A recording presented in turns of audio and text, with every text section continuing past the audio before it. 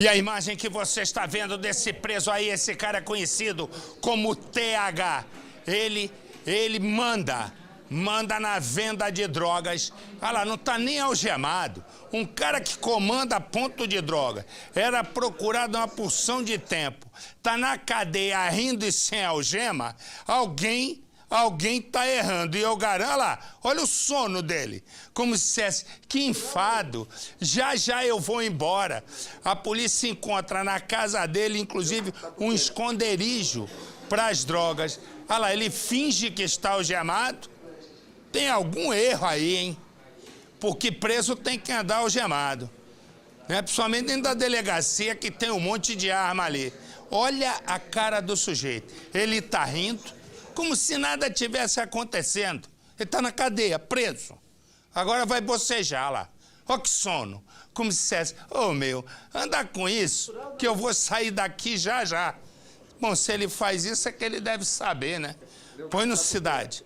Essa imagem exclusiva mostra Tiago Silva Braga, de 30 anos, já na delegacia. A aparente calma dele chamou a atenção dos investigadores. TH, como é conhecido, era procurado há pelo menos 6 meses. Com ele foram encontrados quase 2.000 trouxinhas de maconha, 140 papelotes de cocaína e 160 pedras de crack. O material estava dentro de uma casa, na comunidade Vila Kennedy, na zona oeste do Rio. Ele tinha uma pequena quantidade de droga. No primeiro momento ele falou que era só usuário, porque tinha 5 trouxinhas em cima da mesa, mas numa procura mais minuciosa havia um fundo falso na cama, onde nós pegamos a grande quantidade de material que foi apreendido. Os agentes da Polícia Civil foram ao local depois de receberem uma denúncia anônima. Eles encontraram vários usuários de drogas rondando a região. O suspeito chegou a se passar por um dependente químico, mas na verdade, segundo a investigação, ele gerenciava 2 casas que serviam de ponto para embalar o entorpecente. TH, ele era gerente do tráfico, ele era gerente da maconha. Lá existe um gerente da maconha e um gerente da cocaína. Ele era o responsável pela distribuição, idolação e venda de cannabis sativa, né, maconha. A operação que resultou na prisão foi toda realizada pelos policiais civis da delegacia de Bangu. Não houve troca de tiros. Outros suspeitos conseguiram fugir pelos acessos à comunidade. Além da grande quantidade de droga, a polícia também apreendeu cadernos com a contabilidade do tráfico. E acontece uma coisa, na onda desse TH, a polícia também chegou em... um apelido desse. Não, contando ninguém acredita. Cara de lata. Que tal? Cara de lata. Eu conheço aqui um cara de pau, que é o Faraó, que dorme o programa todo. Pois bem, põe a imagem dele aí pra mim. Vai, põe a imagem, vai, meu filho. Olha aí, esse é cara de lata em ação, ó.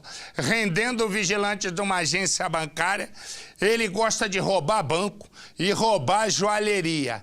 Ele chegava, segundo a investigação, a faturar R$500 mil, imagina, em cada tacada. Põe no Cidade, olha o cara de lata aí. Sander Muniz Sarmento, mais conhecido como Cara de Lata, foi preso numa comunidade da zona norte do Rio, onde estava escondido.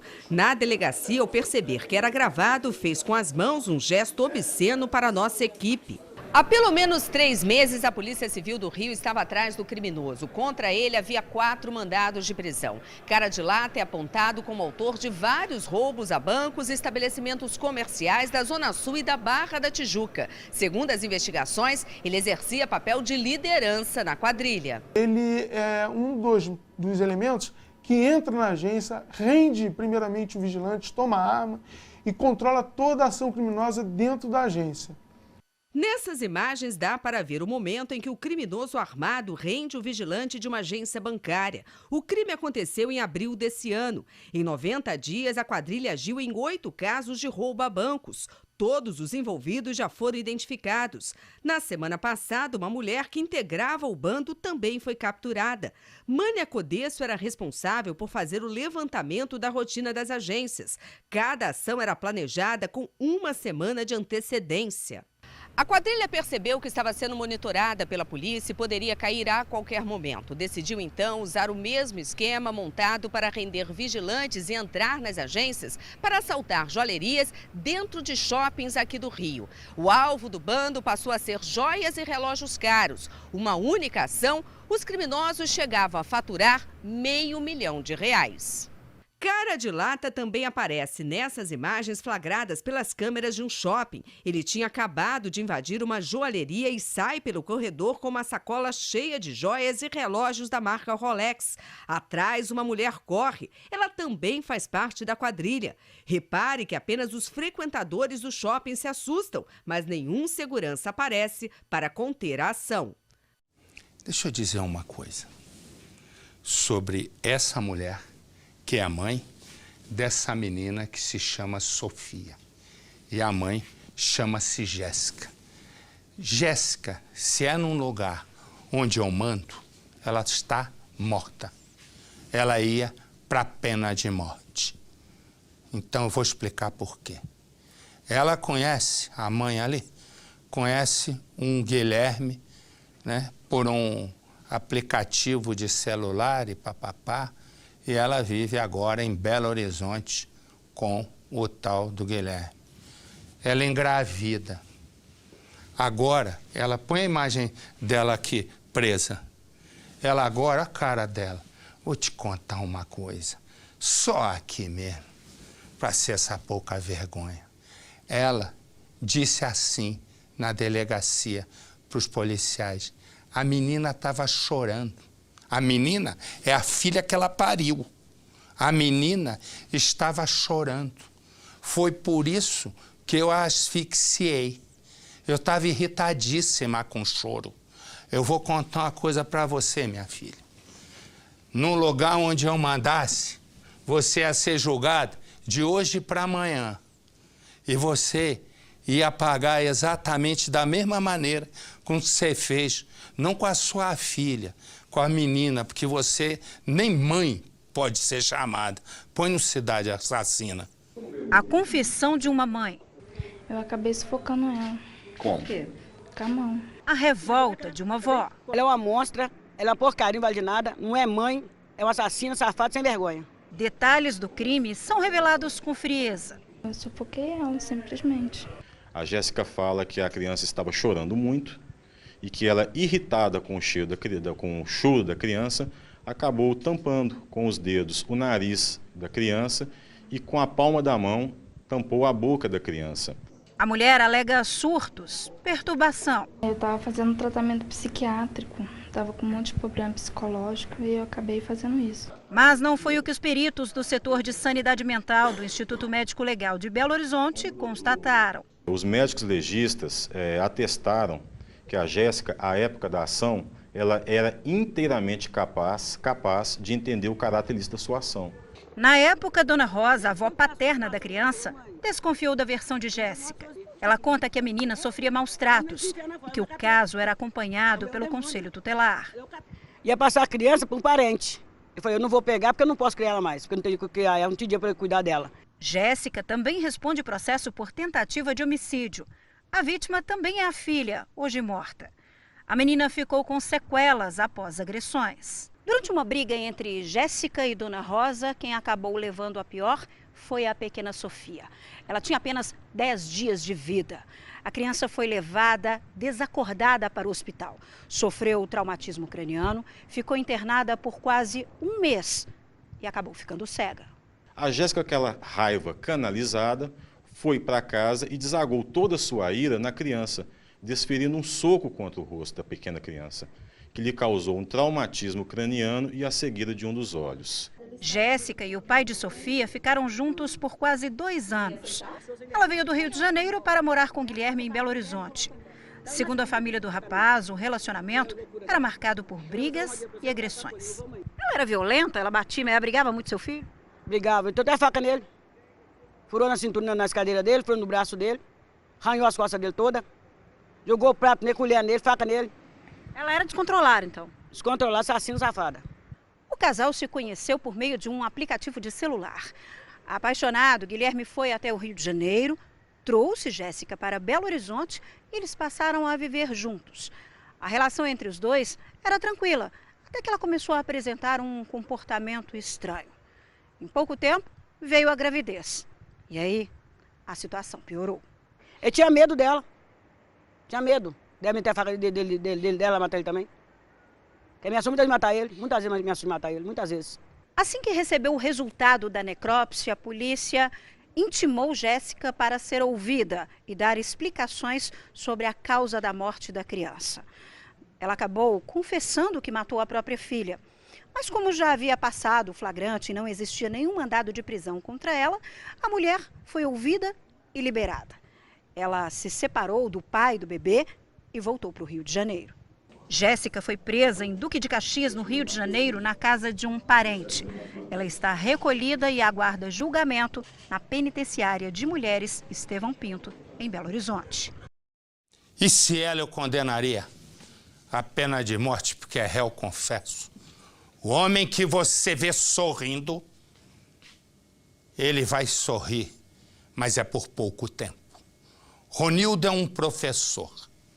A obrigação dele é educar crianças. Crianças, para que essas crianças de uma área rural, essas crianças tenham um futuro. Ronildo cuida das crianças aparentemente. Ele agora foi desmascarado. Ronildo é um pedófilo.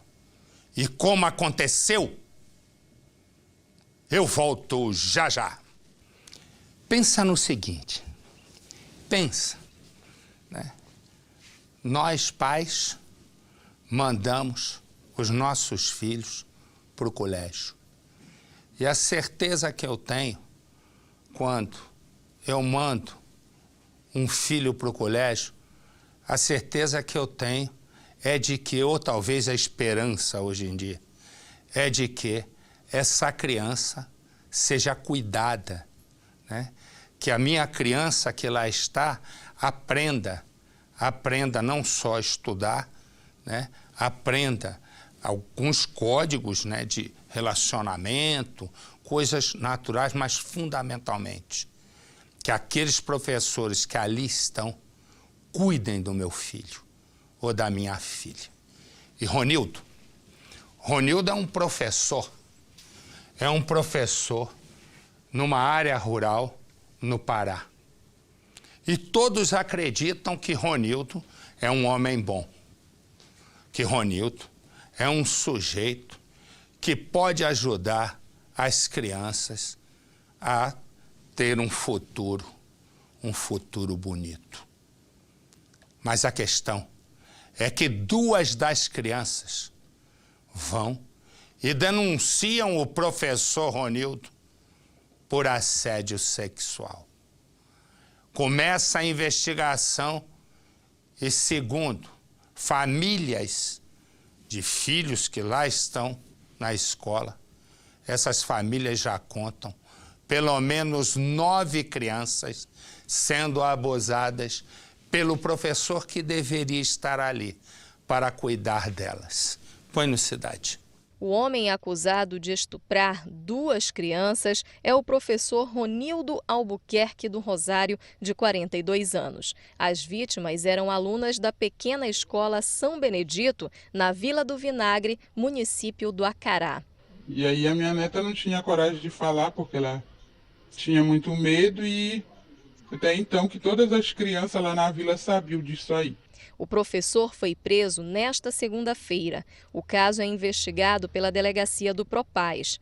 As 2 crianças passaram por exames. Os laudos teriam comprovado os abusos. A minha filha ela estava quase que em depressão, a minha filha, sobre esse negócio aí que está acontecendo, porque tem muita gente que não acredita, que fica vendo assim o jeito da pessoa não imagina do que a pessoa é capaz. O acusado foi indiciado pelo crime de estupro de vulnerável. A defesa alega a inocência do professor. Ele nega que tenha praticado qualquer desses crimes que estão sendo imputados a ele. O medo e o silêncio costumam ser comuns em casos desse tipo. De acordo com a família das vítimas, ao todo, cerca de 9 meninas teriam sofrido abusos sexuais praticados pelo professor, mas a maioria das famílias não quis levar a denúncia adiante. A avó se emociona e conta que a agressão dói mais ainda no coração e deixa marcas em toda uma comunidade. Quando a gente acha que está seguro, que está na escola, quando é diferente. E agora não querem mais professores lá? Não. As mães, os pais não querem mais professor lá. Professor homem, que seja professora, para dar aula lá, para tomar conta das crianças. E no meio, né, dessa confusão toda e do assédio, a polícia entrou em ação para prender o professor e nós vamos saber, com a nossa Marina Pirralha, o que aconteceu. Diga lá, meu coração. E aí? Tá preso o homem? Tá solto? Que diacho deu? Boa tarde, Marcelo. Olha, o Ronildo Albuquerque permanece preso. De acordo com a polícia, além das 2 vítimas de 7 anos de idade, outras 4 crianças também denunciaram o professor. Mas, segundo os policiais, de acordo com o resultado dos exames, não ficou comprovada que ele teria abusado dessas crianças. As outras crianças passaram por todos os cuidados médicos, receberam toda a assistência do Conselho Tutelar e estão bem, já voltaram normalmente às aulas. Marcelo, o Ronildo, professor, permanece preso à disposição da Justiça, vai responder por crime de estupro de vulnerável. Essas informações que nós temos por enquanto. Marcelo, ele está sim preso. Obrigado, Pirralha. Pirralha, que vai fazer 18 anos agora aí no dia 2 de julho. Nós vamos fazer uma festa quando ela vai fazer maioridade, aí já não precisa mais trabalhar com ordem da justiça. Já pode trabalhar por conta própria. Um beijo, coração. Fica com Deus. Tchau. Tchau, bonitinho. Pensar no seguinte, o cabelo que nós estamos vendo aqui não faz parte de nenhuma quadrilha de roubo de cabelo, nada disso. É de uma agora estudante de 16 anos de idade. Quando ela tinha 13, ela começou a namorar um sujeito e grávida ficou. E ela, nesses 3 anos, dos 13 aos 16, ela, no primeiro ano foi tudo bem, agora ela já não aguentava mais tanto sofrimento. Mas o namorado não. Ele amava fazê-la sofrer. Numa das vezes, cortou o cabelo da menina. Agora atirou na menina. Atirou, mas ela vai sobreviver e ele vai fugir. Põe no Cidade. A família nunca aprovou o relacionamento do suspeito com a vítima de 16 anos. O namoro era marcado por brigas e agressões e foi por causa desse histórico que a jovem decidiu terminar tudo. A adolescente e o namorado estavam juntos há mais de 3 anos. Eles também tinham uma filha. Era um relacionamento muito conturbado. O motivo de tanta discussão era ciúme que ele tinha dela. Por isso, ele espancava a menor. Ele era muito violento. No meio da rua, ele já bateu nela várias vezes na rua. Inclusive até de sandália, via ela nos lugares, puxava ela pelos cabelos, espancava ela. Nesta foto dá para ver os hematomas no rosto da garota. A família diz que foi o ex-namorado quem agrediu a adolescente durante uma briga. Em outra sessão de espancamento, ele teria cortado o cabelo da adolescente. O namorado sempre ameaçava a menor de morte. E o pior aconteceu. Quando ela tinha ido buscar a filha deles na casa dos avós, passava por esta rua. Encontrou algumas amigas, parou para conversar. E o que ela não imaginava é que ele tinha seguido ela até aqui. E uma coisa leva a polícia a acreditar que o crime foi premeditado. Um dia antes, ele teria enviado esta foto para a menina. e disse: "Se não ficar comigo, não fica com ninguém". O acusado estava parado exatamente nesse lugar aqui. Ele estava em uma moto, era fim de tarde. A rua estava bastante movimentada, olha como estava agora. Quando ela percebeu a presença do ex-namorado, ficou nervosa. Ele rapidamente saiu da moto, de lá do outro lado da rua, veio até aqui, sacou a arma e atirou na menor. Ela entrou correndo para dentro deste bar.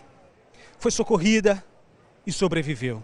A delegacia especializada em crimes contra crianças e adolescentes é quem investiga o caso. Agora ficou o trauma na vítima e na família. Hoje eu quero ver esse homem preso, esse homem atrás das grades, porque ele não considerou a mãe da filha dele. A imagem que você está vendo é de um sujeito que ficou preso 5 meses só e é ladrão. Ele saiu há 2 semanas da cadeia e tentou reatar com a mulher, que não aguenta mais o sujeito. E ela diz: comigo não. Pois bem, ele partiu com pedrada em cima dela e da sogra. Tá preso de novo. A cara do infeliz. Põe no Cidade. Afonso Vitor da Silva, de 24 anos, estava há apenas 2 semanas fora do presídio. Ele passou 5 meses detido pelo crime de furto. O suspeito voltou a ser preso em flagrante pela Lei Maria da Penha. De acordo com a polícia, ele tentou matar a pedradas a companheira e a sogra. A sogra do suspeito disse que ele tentou arrombar o portão da casa onde ela mora com a filha e o neto. O motivo é que Afonso não aceita o fim do relacionamento. Ele já chegou a bater nela uma vez, mas depois disso ele não deu nela mais não. Então, o motivo que ele bateu nela é que ela queria deixá-lo e ele não aceitava. Ele não aceita. Ele disse que ela é o amor da vida dele. Eu tô com medo dele se soltar e perturbar lá em casa de novo, né? Afonso precisou fazer um curativo no pé porque se machucou tentando arrombar a grade da casa das vítimas. Eu não invadi a casa de ninguém. Você ameaçou matar a sua sogra e a esposa... Estão dizendo, né? Você não aceita o relacionamento? Eu já aceitei já, viu? Tá. Ah. Agora por que você ficou tão agressivo? Foi lá na casa da sua companheira, mãe de seu filho. Ainda segundo o delegado, o suspeito era temido no bairro de Engenho Velho, em Jaboatão. E essa aqui. Quando ela se apresentava, bota ali, por favor. Quando ela se apresentava, ela dizia: eu sou a delegada. Depois ele dizia: eu sou a promotora. Depois ela dizia: eu sou a juíza. Resumo, ela só não dizia: eu sou uma estelionatária. Com a ajuda de um advogado, ela montou uma arapuca que era arrematar em leilões, casas de luxo. E Ângela, a estelionatária, dizia, né, não, pode deixar, eu sou juiz, eu sempre tenho facilidade. E metia um cartão de juíza Ângela, sei lá o quê. E assim ela, como promotora, era assim quando ela se apresentava como delegada. E ela chegava, prometia o seguinte: menos de 100 mil reais eu resolvo isso. E as pessoas, ó, pingavam dinheiro na mão dela. Põe no Cidade. Para se aproximar das vítimas, a estelionatária se passava por delegada, juíza e até promotora.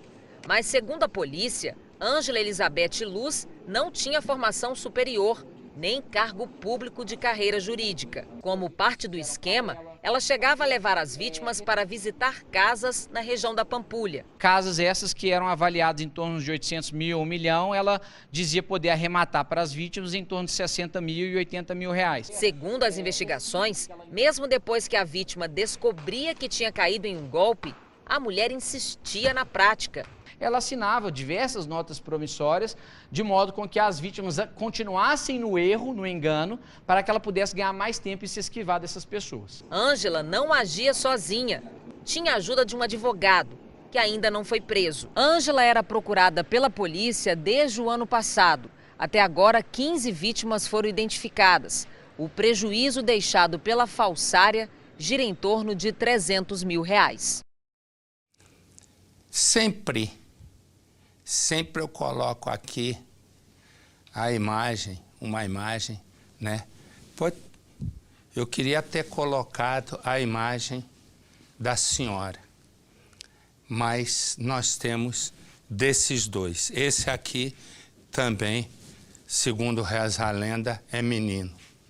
Mas a história chega a ser... A história é tão absurda que quase chega a ser inacreditável. Uma mãe sai para procurar o filho, porque o filho é viciado. Né? O filho é viciado, passa o dia inteiro consumindo droga. Resumo.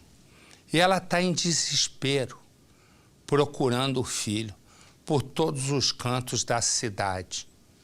E no que ela está, tem a mãe? Se tem, põe por... Ah, tá aqui, não faz mal que ela esteja de costas, não tem problema. Essa sim tem que estar de costas, não é o bandido.